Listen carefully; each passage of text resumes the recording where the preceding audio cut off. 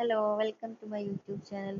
അപ്പോൾ ഇന്ന് നമ്മൾ തയ്യാറാക്കാൻ പോകുന്നത് റവയും മുട്ടയും കുറച്ച് പാലും വെച്ചിട്ടുള്ളത് ഒരു ആവിയിൽ വേവിച്ചിട്ടുള്ള റവൻ്റെ കേക്കാണ്. അപ്പോൾ അതിനായിട്ട് നമുക്ക് മിക്സിയുടെ ജാർ എടുക്കാം. മിക്സിയുടെ ജാറിലേക്ക് ഒരു ഗ്ലാസ്സിൽ റവ, ആ അളന്ന ഗ്ലാസ് തന്നെ വേണം. അതേ ഗ്ലാസ്സിൽ അര ഗ്ലാസ് പഞ്ചസാരയും കൂടി ചേർത്ത് നമുക്ക് നന്നായിട്ടൊന്ന് പൊടിച്ചെടുക്കാം.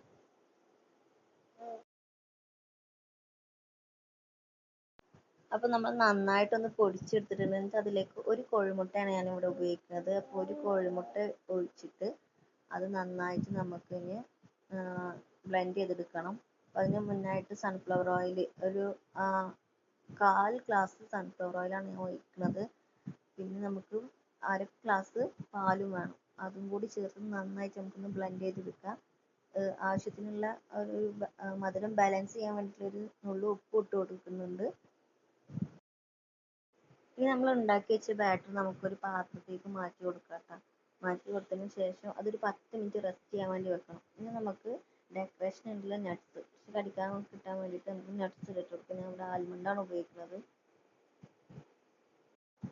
ഇനി നമ്മൾ ഒരു ടീസ്പൂൺ ബേക്കിംഗ് സോഡ, അതിലേക്ക് ഒരു 1/4 ടീസ്പൂണോ അല്ലെങ്കിൽ അര ടീസ്പൂണോ വിനെഗറും കൂടി ഒഴിച്ച് മിക്സ് ചെയ്തിട്ട് നമ്മൾ ബാറ്ററിലേക്ക് ഒഴിച്ചു കൊടുക്കാം. 10 മിനിറ്റ് ശേഷമാണ് ചെയ്യേണ്ടത്.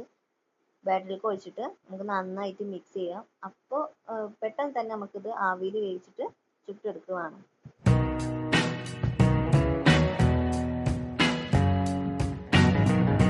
നമ്മളിവിടെ ഇഡ്ഡലി തട്ടിലാണ് ഉണ്ടാക്കാൻ പോകുന്നത്. അപ്പോൾ ഇഡ്ഡലി തട്ടിൽ എണ്ണ തേച്ച് വെച്ചിട്ടുണ്ടായിരുന്നു. നെയ്യോ എണ്ണ ഉപയോഗിക്കാം.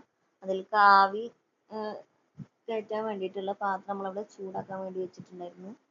നമുക്ക് മിക്സ് ചെയ്തിട്ട് ഞാൻ ഒരു ഡെക്കറേഷന് അല്ലെങ്കിൽ ഒരു നമുക്കിങ്ങനെ കഴിക്കുമ്പോൾ കിട്ടാൻ വേണ്ടിയിട്ടാണ് ഇതിൽ ബദാം ആയിട്ടുണ്ട്. നമുക്കിത് തുറന്ന് നോക്കാം. നമുക്കൊരു 15 മിനിറ്റ് ഇത് ആവി കയറ്റാനായിട്ട് വെക്കാം. ടൂത്ത്പിക്കോ വെച്ചുകൊണ്ട് ഒന്ന് കുത്തി നോക്കാം വെന്തിട്ടുണ്ടോ എന്നുള്ളത്. അപ്പോൾ നമ്മളത് ഏകദേശം ഒക്കെ റെഡി ആയിട്ടുണ്ടായിരുന്നു.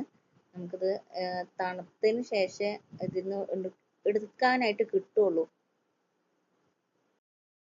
അപ്പം നമ്മൾ ആവിയിൽ വേവിച്ചെടുത്തിട്ടുള്ള റവയുടെ കേക്ക് റെഡി ആയിട്ടുണ്ട്. എല്ലാവരും ട്രൈ ചെയ്ത് നോക്കുക. ഇഷ്ടപ്പെട്ടാൽ ലൈക്ക് ചെയ്യുക, ഷെയർ ചെയ്യുക, കമൻറ്റ് ചെയ്യുക. ഓക്കെ.